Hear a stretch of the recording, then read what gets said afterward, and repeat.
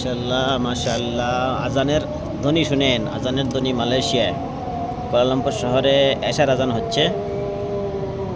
মাশাআল্লাহ, কত সুন্দর দৃশ্য।